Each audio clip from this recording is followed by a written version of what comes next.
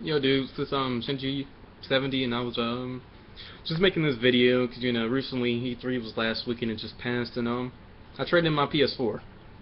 I found it was decent while I had it, but it didn't really meet all my needs, and honestly, I was just playing MLB, and to be honest, I was always a big Xbox guy. I've been mostly Xbox and Nintendo for a while now. So, I traded in my PlayStation 4 and the games I had for it, and instead I bought and I used it to buy the Kinect, the Xbox One without Kinect. I'll probably pick up Kinect either when it comes out, or I've been looking on eBay for a used model because I still want that full experience. But if I can find it cheaper, might as well go. And these are just my thoughts on it.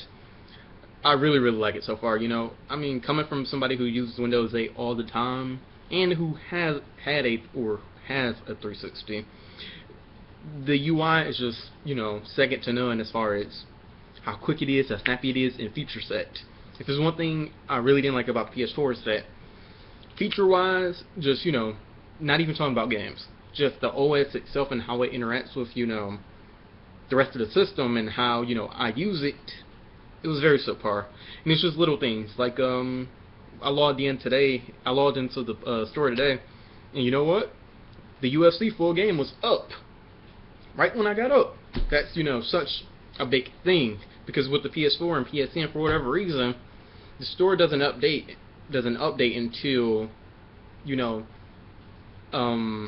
like 6-7 o'clock my like Eastern time, which is it should be out at all times, whenever the morning is, or it should be at up at 12 o'clock in the morning, just at midnight. All the new content just pops up.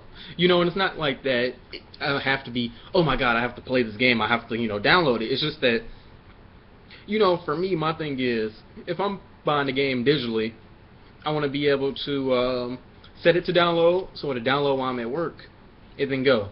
Usually, I work nights, so usually by the time PSN has already updated, it's usually like 8 o'clock or something, and my internet isn't, not being the best, or the best package. Usually, depending on how big the download is, especially with these big games for like 20 gigabytes, it takes me like 3 or 4 hours.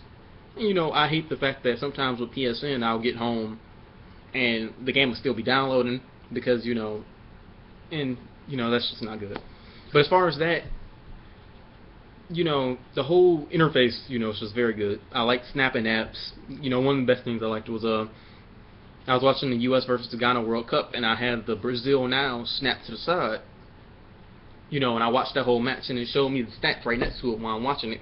That made my experience way more. Or say I was watching Game of Thrones the other day.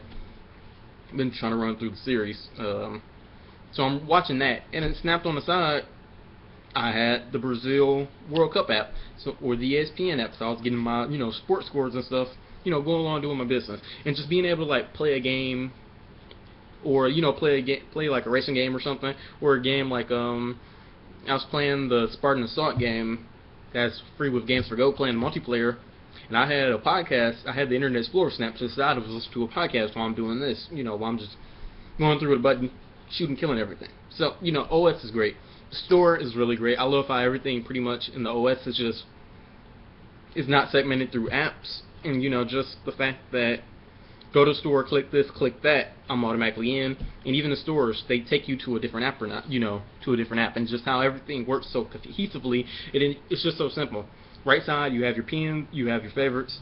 Middle is your home. To the right, your store. Your store. So that's just really great. And then the games, right now, only have 2 games. I only have the 2 Games for Go games. I have Max and the Magic and the Cursed Brotherhood, which is sequel to Max and the Magic Marker. I've really been liking that. That's it's pretty fun. It reminds me of old school Prince of Persia, but also has the draw mechanic from the first Max game, and really good. It can be sometimes kind of difficult, hard at times. And then Spartan Assault, which I've been playing through. I've been spending most of my time though with the multiplayer for that because I like it way more than the single player component. Single player is kind of a little too short for my opinion. But multiplayer you just replay over and over and over again. And I'll probably pick up Tomb Raider and Strider this week because those are on sale on the store. And then it's like 2 other games I want to pick up. And then probably next month for August, since those will be pretty light months, I'll probably pick up the download games that I have for PS4 and rebuy those, just because, I'll know I want to play those games over. But yeah, so far, really liking the system. It's really good, being able to do stuff like game DVR. I'm still kind of nervous about, doing so YouTube thing. I really haven't got the hang of it. But being able to just edit, edit a review from the actual console itself, from the actual footage, and just posting it to upload, then shooting it up to YouTube using the YouTube app is great. Or if I want to do more cohesive editing, I can just shoot up to OneDrive, which I usually do, and I can edit from there. So yeah, very good system so far. Upload is a really good take on YouTube for the Xbox community. So yeah, I like it so far. This Shinji _70. I'm Ghost.